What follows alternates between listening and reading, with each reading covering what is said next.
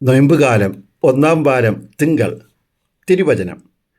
രാജാവ് മറുപടി പറയും, സത്യമായി ഞാൻ നിങ്ങളോട് പറയുന്നു, എൻ്റെ ഏറ്റവും എളിയ സഹോദരന്മാരിൽ ഒരുവന് നിങ്ങളിത് ചെയ്തു കൊടുത്തപ്പോൾ എനിക്ക് തന്നെയാണ് ചെയ്തു തന്നത്. മത്തായിയുടെ സുവിശേഷം 25-ാം അധ്യായം 40-ാം തിരുവചനം. മരണവും വിധിയും നമുക്കെല്ലാവർക്കും ഉറപ്പാണ്.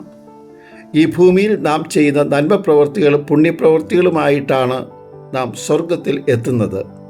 എന്നാൽ ശിക്ഷിക്കപ്പെടുന്നത് വിചാരത്താലും വാക്കാലും പ്രവൃത്തിയാലും ഉപേക്ഷയാലും നാം ചെയ്യുന്ന പാപങ്ങൾ വഴിയാണ്. നന്മ ചെയ്യുവാനുള്ള അവസരങ്ങൾ നഷ്ടപ്പെടുത്തുന്നതാണ് ഉപേക്ഷയാലുള്ള പാപങ്ങൾ. ഒരുപക്ഷെ ഇത്തരം പാപങ്ങൾ നാം ഗൗരവമായി കാണുന്നില്ലെങ്കിൽ ഇന്നത്തെ സുവിശേഷത്തിൽ ഉപേക്ഷയാലുള്ള പാപങ്ങൾ ശിക്ഷയ്ക്ക് അർഹമായ പ്രവൃത്തികളായിട്ടാണ് യേശു അവതരിപ്പിക്കുന്നത്. എനിക്ക് വിശന്നു, ആഹാരം തരുവാൻ നീ തയ്യാറായില്ല, നീ ഉപേക്ഷ വിചാരിച്ചു. എനിക്ക് ദാഹിച്ചു, കുടിക്കുവാൻ തന്നില്ല. ഇങ്ങനെ പോകുന്നു ശിക്ഷയുടെ സ്വരം.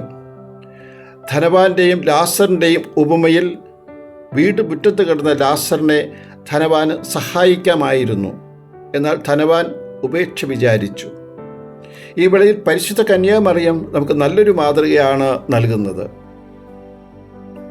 തൻ്റെ ചാർച്ചക്കാരിയായ എലിസബത്ത് വാർദ്ധക്യത്തിൽ ഗർഭം ധരിച്ചിരിക്കുന്നു എന്ന് അറിഞ്ഞപ്പോൾ തൻ്റെ സഹായം ആവശ്യമുള്ള സമയമാണ് ഇത് എന്ന് തിരിച്ചറിഞ്ഞ മറിയം എലിസബത്തിനെ സന്ദർശിക്കുവാൻ, ശുശ്രൂഷ ചെയ്യുവാൻ തിടുക്കത്തിൽ പോയി.